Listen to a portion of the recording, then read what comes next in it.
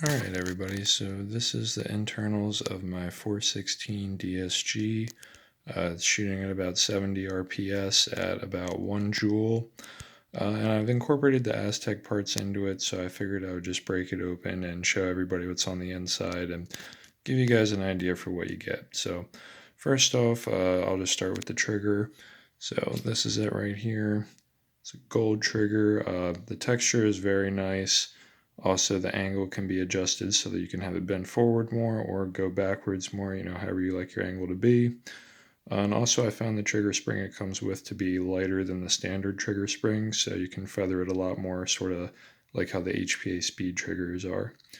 And honestly, comparing it to the Red Max trigger that I used to have in it, I like it a lot more. I think it's a lot better made and it just feels a lot better. So then going back in, it's running SHS 16:1s with a DSG. And the cool thing that I've incorporated here is actually the Aztech anti-reversal latch. It's really cool because, let's see if we can focus. Yeah. If you'll see here, as you spin it, it stays in place no matter what. Like, it doesn't pop out, it always locks into place, It's actually really good. So I got to pop out a little bit there just because I was messing with it, but it's really easy to work with and you don't have to worry about it ever springing out on you when you put the gearbox together. Additionally, the piston I'm going with is the Aztech piston, and I'm actually keeping the bearings on the inside. I don't know if you guys can see it, but normally I don't do that, but this piston is actually so lightweight that you can keep the bearings and not have a problem. Also, the piston head, it has massive ports, as you can see. Like, you can basically look through and see the top of the piston head. And it uses a giant Vuitton O-ring, which provides excellent compression, probably the best that you can get. Once you actually grease it properly, like, it won't move past the ports. It's pretty good. And before, I was using the Kratos piston.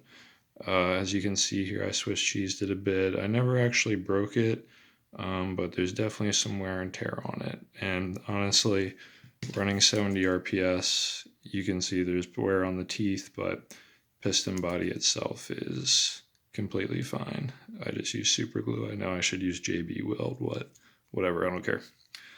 And honestly, I threw this in for an honorable mention because Real Deal Airsoft, he's using the same O-rings, and that means that, you don't need the Aztec piston head. This O-ring alone will provide great compression.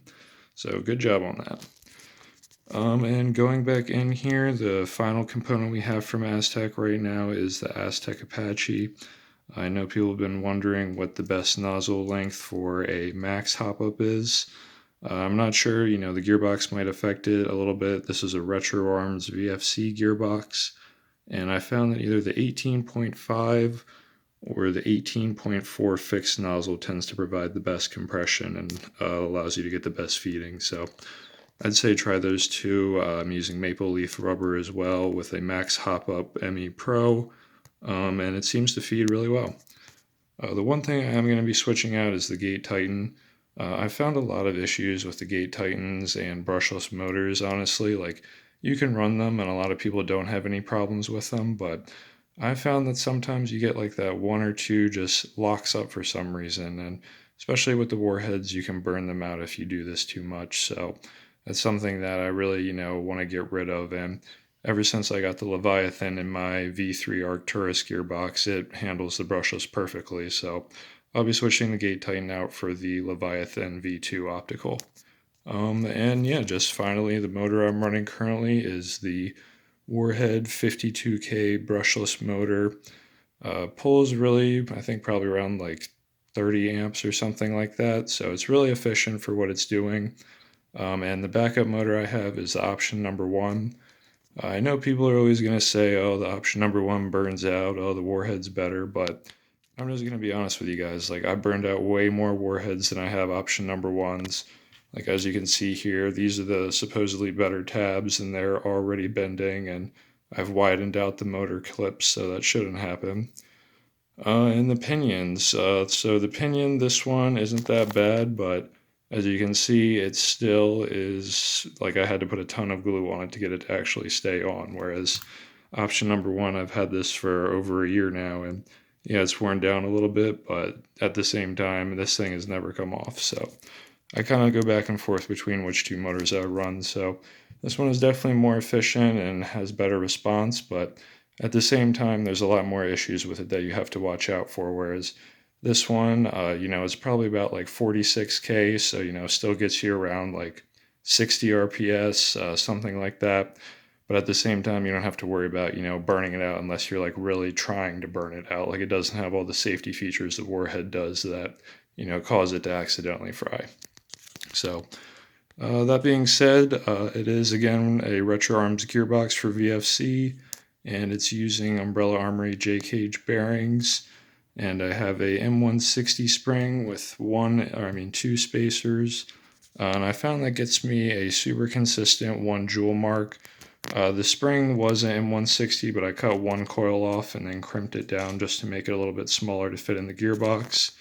And yeah, everything works really well. So I'll do a full auto test in a little bit once I get everything put back together. But just wanted to again, say Aztech, you guys did a great job with your parts. I really appreciate you sending it to me. And honestly, the anti-reversal latch alone, I can't advise people enough to get it. Like, just pop it out here real quick so you can see it. See, it has a different spring design. Hold on, let me get it focused.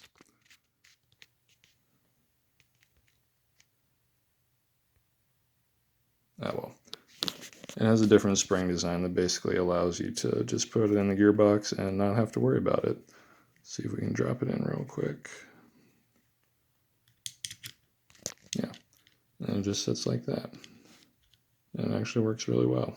The design allows it to hook into the teeth of the bevel gear, and you don't have to worry about anything popping out when you put the gun back together. So let me know if you guys have any questions, and again, let me know how you have working with the Apache, and if you guys find any different nozzle lengths that work better with hop-ups. I've got a whole bunch of other nozzle lengths I'm going to try as well, and see what fits in what. So thanks, and let me know, guys.